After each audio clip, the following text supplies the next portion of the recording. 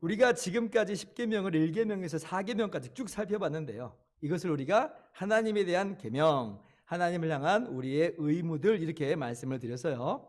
자, 그리고 이제 5계명부터 10계명까지는 우리 자신과 우리 이웃들에 대한 의무예요. 다른 말로는 하나님을 향한 우리의 간접적 의무다라고 우리가 대유리 문답에서 함께 배웠었죠. 그래서 대유리 문답이요, 5계명을 지금 설명하기 전에 다시 한번 그 이야기를 하는 겁니다.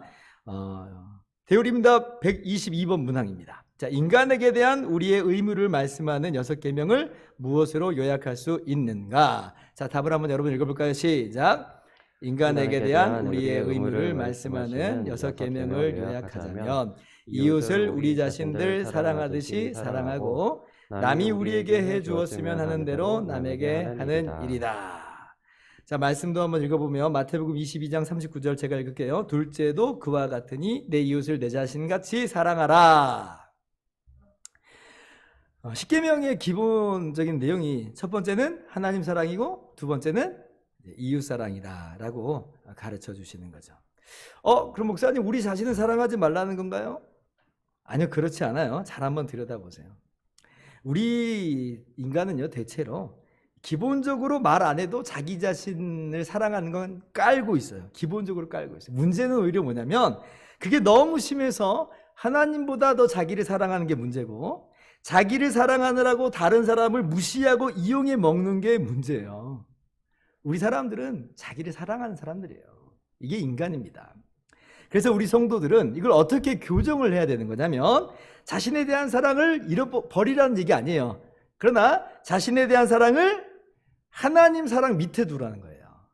하나님 사랑 밑에 둬요. 그리고 이웃을 사랑하는 것을 자신을 사랑하는 것처럼 대등한 위치에 두라는 겁니다. 이것이 내 자신같이 사랑하라라고 하시는 그 말씀의 뜻이에요. 그래서 우리가 나 자신을 사랑하지 말라는 이야기, 그렇게 생각하지 말고 하나님을 더 사랑하라는 이야기구나.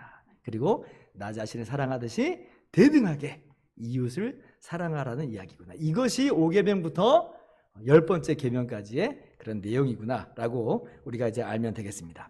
자, 그러면 내 자신 같이 사랑하라고 하는 이 말씀을 구체적으로 어떻게 실행을 해나갈 수 있는 것인가?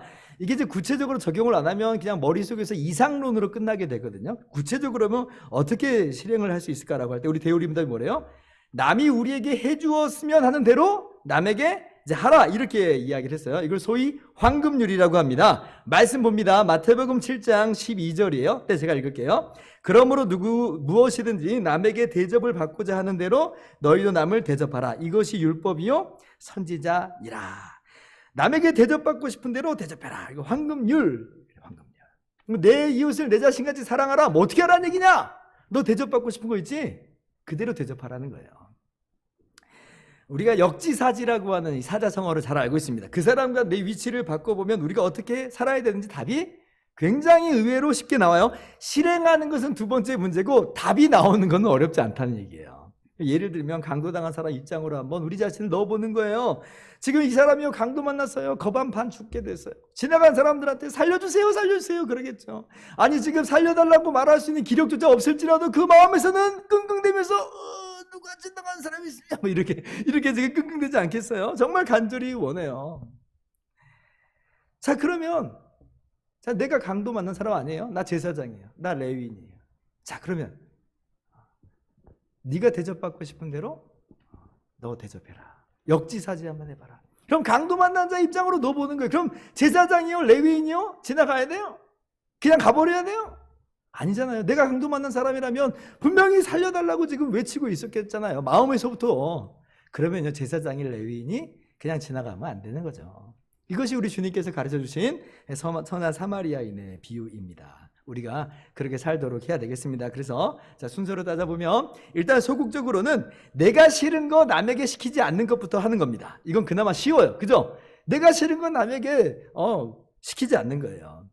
적어도 그러면 이웃들에게 피해는 안 줄 겁니다. 근데 이제 우리가 이 정도만으로 만족하면 안 돼요. 왜냐하면 이 정도는요, 그냥 완전 개인주의로 흘러버릴 수 있어요. 나도 너 안 건드릴 거니까 너도 나 건드리지 마, 이런 거잖아요. 너는 너, 나는 나, 이렇게 돼버릴 수 있잖아요. 그래서 이제 한 걸음 더 나아가는 것은 대접받고 싶은 대로 대접해라 라고 이제 한 발을 더 나아가는 거예요.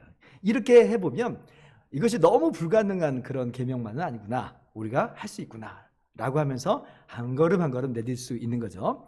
세 번째로, 그러나 잊지 말아야 될 건 뭐냐면, 나는 그렇게 했어요. 대접받고 싶은 대로 내가 먼저 했어요. 근데 너는 왜 그렇게 안 해줘? 라고 불만을 터트리지는 말라. 황금률이라고 하는 게 무슨 기브 앤 테이크 식으로 이해하라는 얘기 아니니까. 우리는 그저 하나님 앞에서 우리 자신의 의무를 행하는 거예요. 내가 싫은 건 남에게 시키지 않고, 내가 받고 싶은 대로 남에게 대접하고. 그럼 그 사람이 나에게 안 해주면 그건 그 사람이 하는 일이고, 나는 하나님 앞에서 내 의무를 다하는 것이다. 하나님 아시니까. 하나님 우리에게 상 주신 하나님이니까. 그러니까 우리는 하나님만을 바라보고 기대하면서 그렇게 살아가는 거예요. 그렇게 우리가 이웃을 향한 계명 잘 지켜나가도록 합시다. 자, 그러면 5계명 오늘 살펴봅니다. 123번 문항입니다. 제5계명은 무엇인가? 자, 답을 한번 여러분 읽어볼까요? 시작. 제5계명은 이것이다. 내 부모를 공경하라. 그리하면 너희 하나님 나 여호와가 내게 준 땅에서 내 생명이 길리라.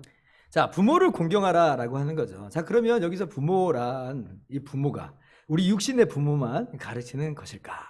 그렇다면 부모가 없는 고아들이나 혹은 부모님들이 다 세상을 뜨신 그런 사람들은 그럼 뭐 5계명하고 상관없는 것인가? 라고 이제 물어볼 수 있겠잖아요. 이제 거기서 124번 문답이 대답을 해줍니다. 124번 문답. 제5계명에서 말씀하는 부모는 누구를 가리켜 한 말인가? 부모를 공경하라고 했잖아요. 그럼 그 부모가 누구냐는 거예요. 자, 답을 한번 여러분 읽어봅시다. 시작.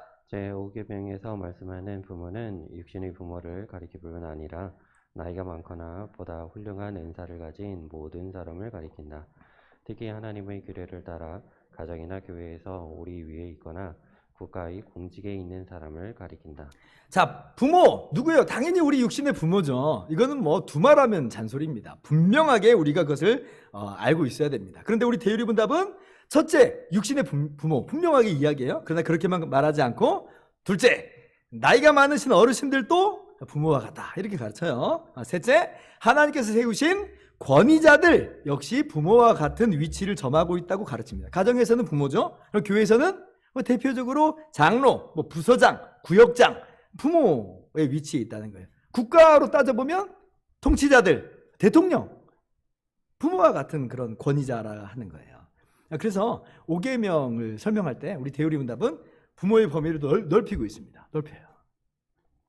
그러나 이 범위를 넓힌다고 해서 마치 그러면 우리 육신의 부모를 공경하는 것에 있어서 상대적으로 그 빈도나 그 중요도를 낮추라는 이야기 아니에요. 그런 식으로 이해하면 안 돼요. 부모를 정말 우리가 마땅히 공경할 줄 아는 것처럼 연세 드신 분들도 공경하라는 이야기고, 그리고 교회나 국가의 권위자들에게도 그러한 마음으로 공경하라 이런 쪽으로 가라는 거예요. 반대로 와가지고 우리가 국가 지도자들을 별로 공경 안 하잖아요. 그런 것처럼 우리 부모님도 그냥 대충 그렇게 생각하라 이런 얘기는 절대로 아닙니다. 자, 근데 아니 목사님 그렇게 5계명을 확장시켜도 되는 거예요? 라고 이제 물어볼 수 있잖아요. 자, 한 구절만 봅시다. 디모데전서 5장 1절 2절 보면 보세요. 자, 늙은이를 꾸짖지 말고 고나되 아버지에게 하듯 하며 젊은이에게는 형제에게 하듯 하고 늙은 여자에게는 어머니에게 하듯 하며 젊은 여자에게는 온전히 깨끗함으로 자매에게 하듯 하라. 자, 바울 사도가 디모데에게 주신 목회 지침입니다. 디모데는 에베소 교회 지도자예요. 하나님이 세우신 권위자입니다. 자, 그런데 권위자라 할지라도 보세요. 나이 드신 분들을 어떻게 대하라? 아버지처럼 어머니처럼 대하라.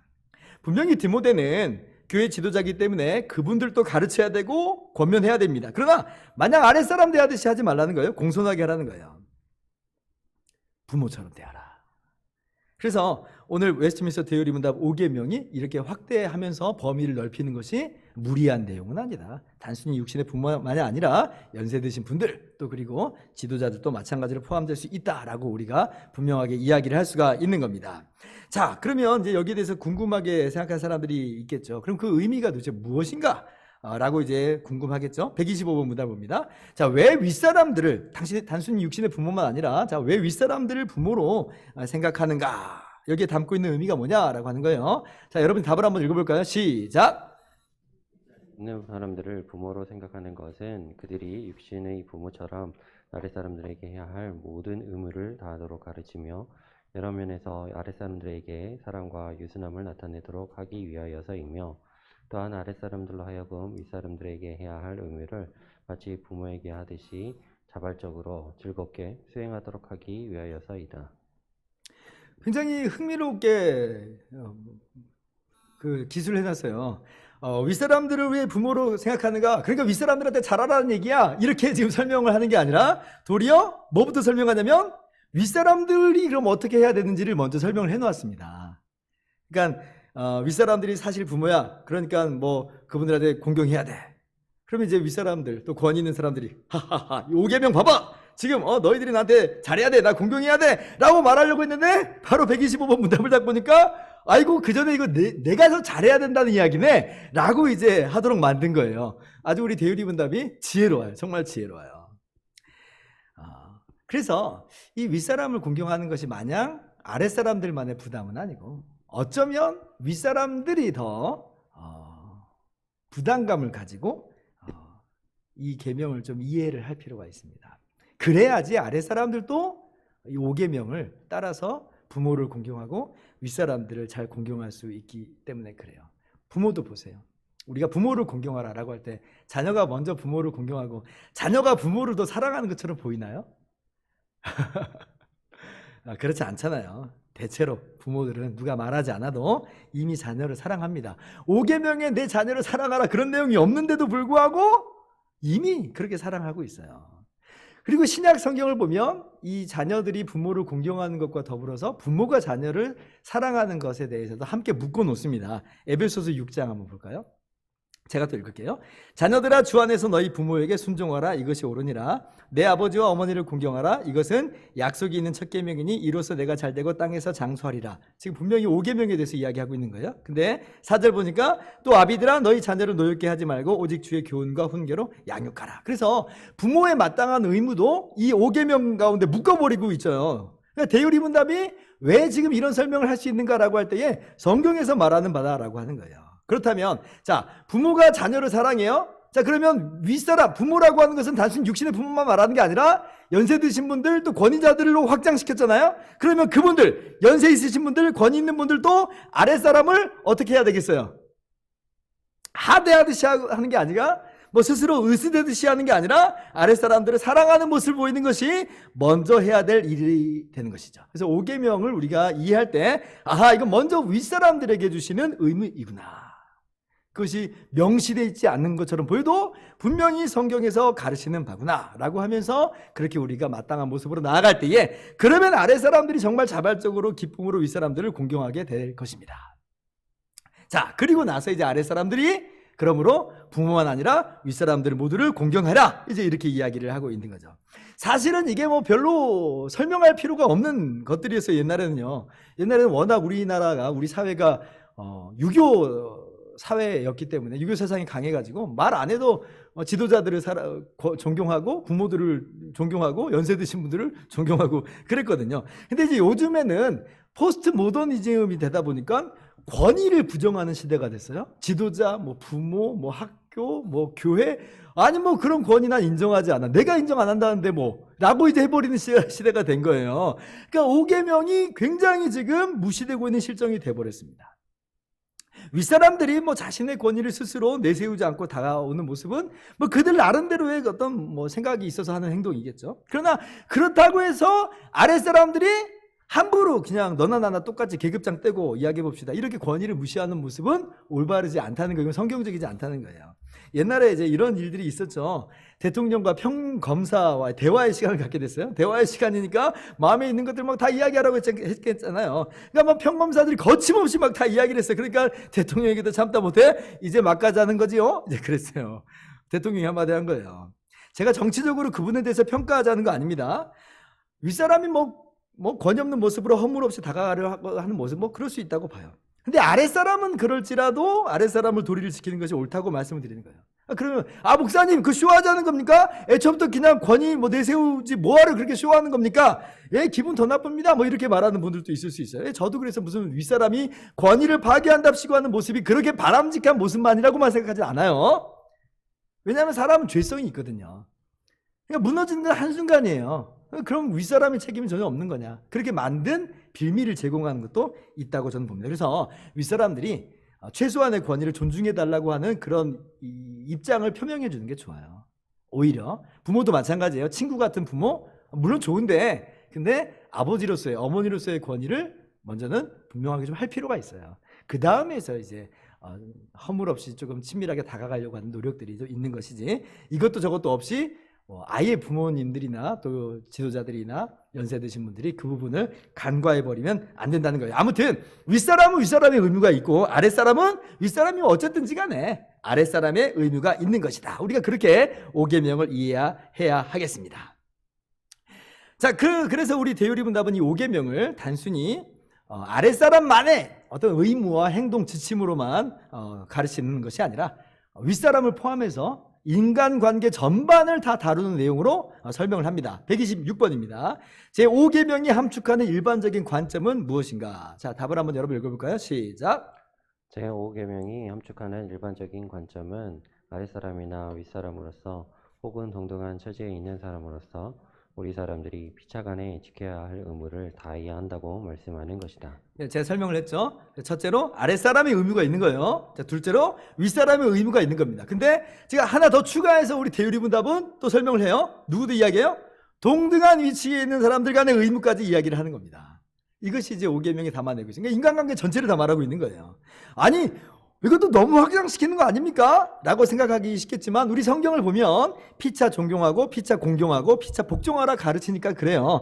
한 구절만 또 찾아서 읽어봅시다. 베드로전서 2장 17절 보면 자 제가 읽을게요. 무사람을 공경하며 형제를 사랑하며 하나님을 두려워하며 왕을 존대하라. 자 공경하라. 내 부모를 공경하라는 배웠어요. 근데 여기서 또 뭐라고 말해요? 무사람을 공경하라. 모든 사람을 공경하라 해요. 부모만 아니에요. 지금 뭐 연세 드신 분들에게만 아니고 아니 뭐 지도자들 권위자들한테만 하라는 게 아니라 피차간에 서로 공경하라 이렇게 이야기를 해요. 그러니까 모든 사람에게 확장시킬 수가 있다는 거죠. 그래서 이제 이 다음부터 127번 128번은 아랫사람이 해야 되는 의무, 129번 130번은 윗사람이 해야 되는 의무, 또 하지 말아야 될 것, 그리고 131번 132번은 동등한 위치 사람끼리 해야 될 것, 또 하지 말아야 될 것, 이렇게 설명을 하는 거예요. 그러니까 우리 대요리문답이 굉장히 치밀하죠. 굉장히 또 광범위해요. 제가 이 대요리문답 10계명 부분을 읽어보면서 정말 혀를 내두릅니다. 와, 이렇게 내용을 자세하게 세세하게 광범위하게 써놓을 수 있는가? 이걸 제대로 하려면 한 주에 한 번으로 되겠는가? 어우, 이게 안 되겠더라고요. 그러나 그렇다고 해서 너무 또 늘어놓지는 안 될 것 같아요. 왜냐하면 막 늘어질 것 같아요. 그래서 그래도 한 주에 한 번씩 하자 이런 마음으로 하고 있어요. 그러니까 이제 세세하게 다 하나하나 정리는 못하지만 요점이라도 우리가 좀 분명하게 짚고 넘어갈 수 있으면 좋겠습니다. 그리고 한번 여러분도 제가 교환을 드렸으니까 댁에서 또 다시 한번 좀 읽어보면서 아 이런 내용들이구나 그렇게 읽어봐도 충분히 이해가 될 수 있는 그런 내용들이라 할 수 있겠습니다. 자 그러면 먼저 아랫사람이 윗사람에게 해야 될 것에 대해서 자 아랫사람의 의무를 한번 먼저 봅시다. 127번입니다. 아랫사람이 윗사람들에게 표해야 하는 경위는 어떤 것인가? 자 여러분 읽어봅시다. 시작. 아랫사람이 윗사람들에게 표해야 하는 경의는 마음으로 그리고 말이나 행동으로 마땅한 존경을 표하는 것이다. 윗사람들을 위하여 기도하고 감사하며 그들의 덕망과 은혜를 본받으며 옳은 명령이나 충고에 기꺼이 순종하고 잘못을 지적할 때 순순히 받아들이며 그들의 서열과 지위를 따라 그들의 인품이나 권위를 보호하고 유지케 하는 일에 충성을 다하며 윗사람들의 약점을 관용하고 사랑으로 덮어주어 그러한 약점들이 그들 자신에게와 그들이 다스리는 일에 명예가 되도록 노력하는 것이다. 네, 우리가 뭐 이렇게 쭉 읽어보면서 뭐 크게 이해 못할 부분들 없죠. 다 우리가 수긍할 수 있는 내용들입니다. 근데 이제 그 중에 몇 가지만 좀 짚어볼게요. 자, 옳은 명령이나 충고에 기꺼이 순종하고 이제 그래요. 당연한 얘기입니다. 자, 그런데 이제 이 말이 내포하고 있는 것 중에 하나는 뭐냐면 옳지 않은 명령, 특별히 하나님의 말씀과 충돌이 되는 명령이 있을 수도 있을 텐데, 자, 그때는 그것마저도 뭐 하나님 명령에도 불구하고 윗사람들에게 순종하라 이런 얘기는 아니라라고 하는 거예요. 그래서 이제 옳은 명령이라고 하는 그런 단어를 굳이 이제 쓴 겁니다. 에베소서 6장 1절을 보면 주 안에서 부모에게 순종하라 그러죠. 부모에게 순종하는 것은 주님 안에서 우리가 마땅히 해야 되는 모습, 올바른 모습이라고 하는 거예요. 자, 그런데 동시에 주님 안에서라고 하는 이 말은 어떤 의미를 함께 내포하고 있어요? 주님의 말씀에 어긋나는 것, 그런 것들은 우리가 순종할 수 없다. 부모라고 해도 순종할 수 없다. 예를 들면 부모가 우상 숭배를 하라고 한다. 뭐 제사 절하라고 한다. 우리가 부모를 공경합니다. 사랑합니다. 그러나 그렇게는 할 수가 없는, 그렇게 할 수가 없는 거예요. 그래서 옳은 명령이라고 하는 그런 단어에 내포된 의미를 우리가 기억할 필요가 있어요. 또 하나 한번 볼까요? 자, 윗사람의 약점에 대해서 그럼 어떻게 할 것인가 하는 그런 내용이 우리의 눈길을 끌죠. 윗사람도 약점이 있잖아요. 윗사람도 연약하거든요. 그때는 뭐 하래요? 관용하고 덮어주기를 힘쓰라라고 하는 거예요. 막 들춰내고 부끄럽게 만들고 하지 말라는 거예요. 제가요, 무슨 여러분 법정으로 가져갈 만한 죄악을 덮자는 거 아닙니다. 그러면 안 되죠, 그거는 오히려 그 사람을 망치는 일이니까 안 되는 거예요. 그러나 그들의 인격, 뭐 그들의 성품, 그들의 실수 이런 것들을 말하는 거예요. 대표적으로 한번 또 예를 들어볼까요? 창세기 보면 노아가 포도주를 마시고 취해서 벌거벗은 적이 있었어요. 근데 그때 함이 먼저 그걸 봐요. 그리고 그걸 가지고 형제들에게 말합니다. 그러니까 이제 다른 형제들이 셈과 야벳이 어떻게 해요? 아버지 모습을 똑바로 보는 게 아니라 뒷걸음질 쳐서 아버지를 덮어줘요. 그 모습을 칭찬을 합니다. 그러면 함의 모습은 올바른 모습이 아니라라고 하는 거겠죠. 노아도 뭐 잘했다 이런 거 아니에요. 그러나 함의 모습은 분명히 올바른 모습은 아니다. 우리가 어떤 모습을 취해야 되는지 잘 보여주는 대표적인 예라 할 수 있겠습니다. 자, 그러면 아랫사람이 윗사람들에게 하지 말아야 될 것은 이제 무엇인가? 128번 볼까요? 자, 아랫사람들이 윗사람들에게 범하는 죄는 무엇인가? 답을 또 여러분 읽어봅시다. 시작. 아랫사람들이 윗사람들에게 범하는 죄는 그들이 윗사람들에게 마땅히 할 의무를 소홀히 하며 윗사람들이 옳은 충고를 하거나 명령하고 잘못을 지적할 때 그들의 인격이나 위치를 질시하거나 멸시하고 그들에게 반발하는 일, 저주하고 조소하는 일, 그리고 그들 자신에게와 그들이 다스리는 직무에 부끄러움이 되고 불명예가 되는 불복종하고 중상하는 모든 행위이다. 여기서 당연한 이야기죠. 먼저 부모를 공경하라 했는데 부모를 공경하지 않는 것, 이건 5계명을 어기는 거예요. 나아가 윗사람들의 올바른 충고를 무시하고 반발하는 것, 이것도 5계명을 어기는 것들이다. 예수님께서 고르반, 하나님께 드린답시고 부모를 공개하지 않는 것에 대해서 신랄하게 비판을 하셨죠. 그건 마땅한 모습이 아니라 라고 말씀하신 거예요. 나 부모님께 드릴 걸로 하나님께 드린 거야. 아니에요. 그 하나님께서 원하시는 그 하나님 사랑의 모습이 아닙니다. 하나님이 원하시는 모습은 주 안에서 부모를 공경하는 거예요. 자기 자신의 자기 부모님을 잘 돌보는 것이 우리 성도들의 마땅한 모습이다라고 하는 거예요. 이제 부모뿐만 아니라 연세 드신 분들이나 또 지도자들에게도 마찬가지예요. 베드로전서 5장 5절을 보면 젊은 자들아 이와 같이 장로들에게 순종하고 다 서로 겸손으로 허리를 동이라. 하나님은 교만한 자를 대적하시되 겸손한 자들에게는 은혜를 주시느니라. 이렇게 말씀하셨습니다. 젊은 사람들 보고 콕 찍어서 이야기해요. 장로들에게 순종하라. 왜 이렇게 얘기했을까요? 아마도 젊은 사람들이 그 혈기 때문에 자기 마음에 안 들면 순종을 잘 안 한다는 거죠. 소위 세대 차이 난다고 막 그러면서 뭐 대들기도 하고. 옛날에 제 친구 중에 하나가, 신학교 친구 중에 하나가 자기네 교회 어떤 뭐 장로님이 뭐 어떤 결정을 내렸는데 그게 마음에 안 들었나 봐요. 뭐 그래가지고 뭐 학생들이, 고등학생들 막 대학생들이 대자보를 막 쓰고 그랬대요, 교회 안에서. 아니 뭐 그 교회에서 무슨 일이 있었는지 잘 모르겠는데 아무튼 그랬다는 거 내심 깜짝 놀랐어요. 근데 그런 것이 정말 성경적으로 장로님이 잘못된 거 아니라고 한다면 그것은 올바른 모습은 아니다. 뭐 대들지 않으면 또 젊은 사람들이 막 뭐 무시하고 상관없는 척 뭐 그렇게 이제 해버릴 수도 있잖아요. 근데 그렇지 말라는 거예요. 뒤에 주님께서 정말 뭐라고 말씀하세요? 하나님 교만한 자를 대적하신다.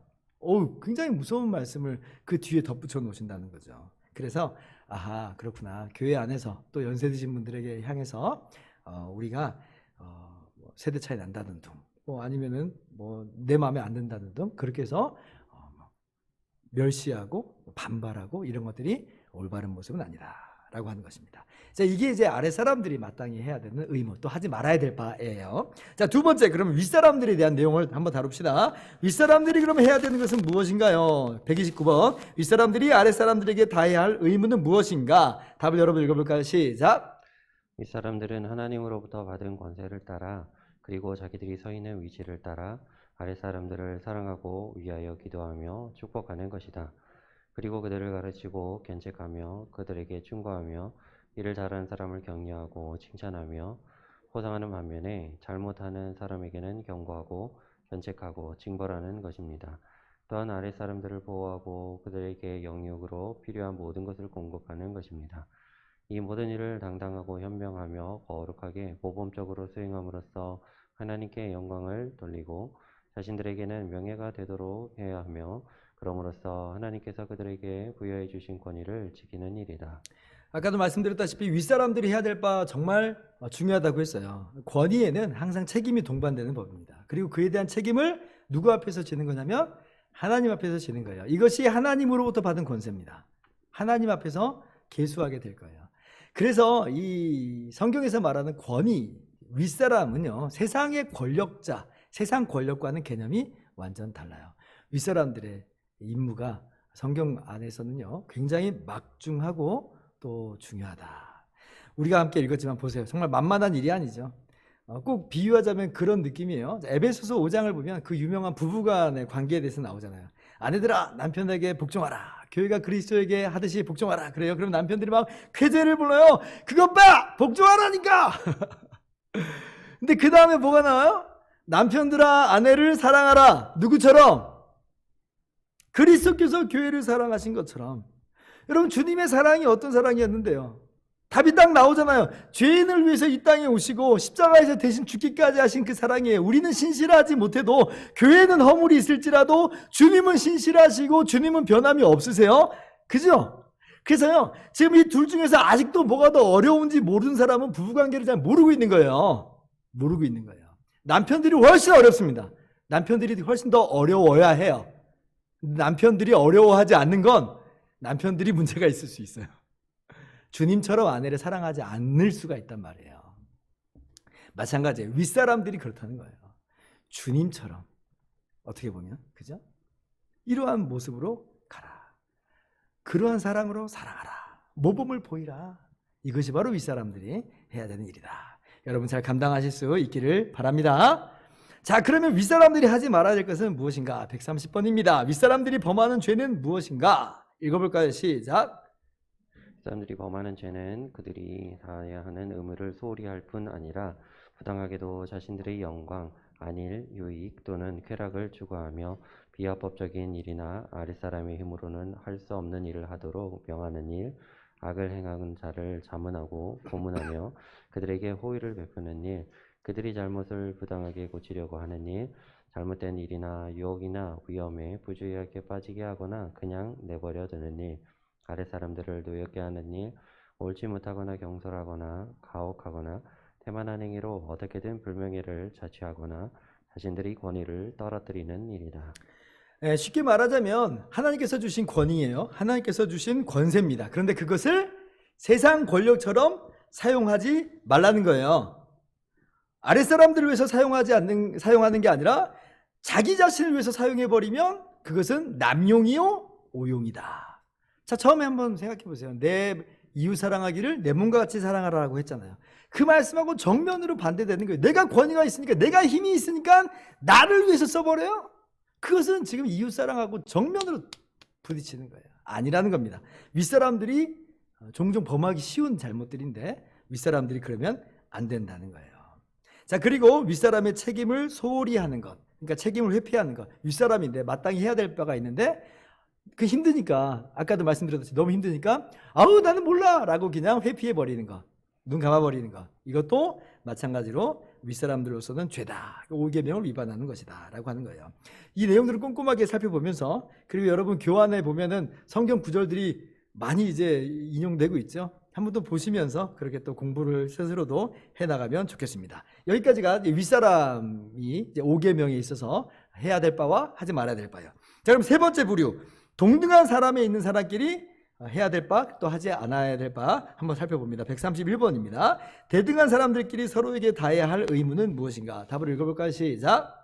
대등한 사람들끼리 의무는 먼저 남을 존경으로 대함으로써 상대방의 인격과 존엄성을 존중하며 상대방의 재능과 발전을 자기 것처럼 기뻐하는 것이다.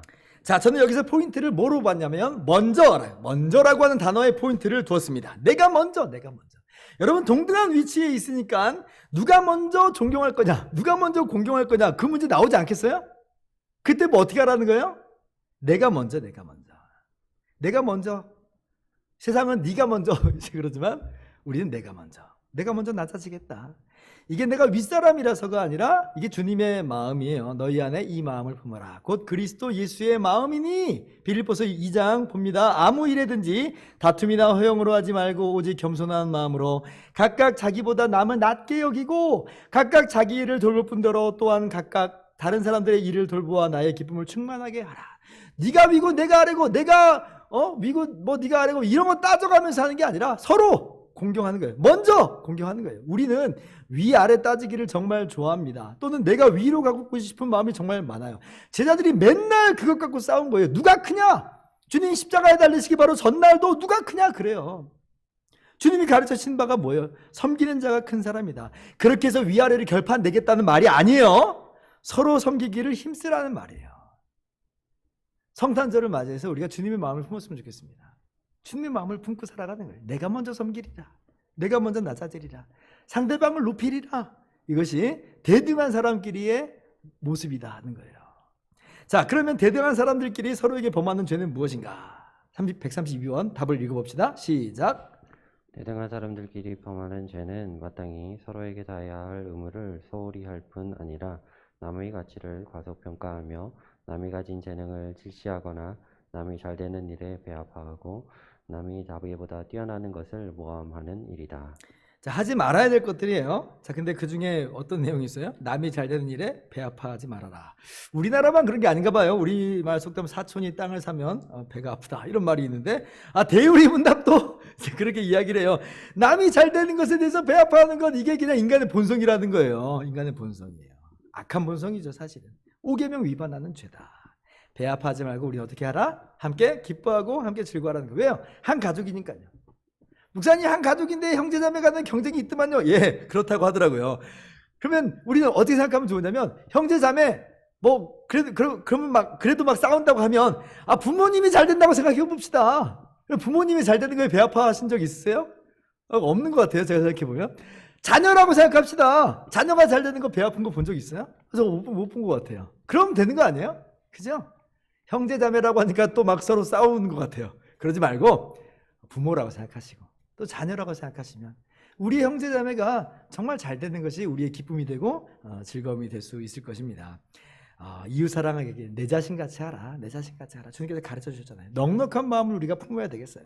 교회 안에서 정말 피해야 될 모습이 바로 그거예요. 서로 질투하고 경쟁하고 막 모함하고 막 그런 거예요. 막 깎아내리고 세상의 모습이 고스란히 막 교회 안으로 들어와 있어요. 왜냐하면 우리가 세상에서 그렇게 살아버릇해서 그래요. 그러나 우리는 변화된 사람들이에요. 새 피조물들이에요. 그렇게 사는 것은 우리 성도들의 마땅한 모습이 아니다 라고 하는 것을 꼭 기억했으면 좋겠습니다. 자, 이제 마지막입니다. 5계명에 덧붙여진 말씀이 있잖아요. 133번 문항입니다. 제5계명을 더 강조하시기 위하여 덧붙여 이유를 말씀하시는 것은 무엇인가? 자, 답을 한번 여러분 읽어봅시다. 시작.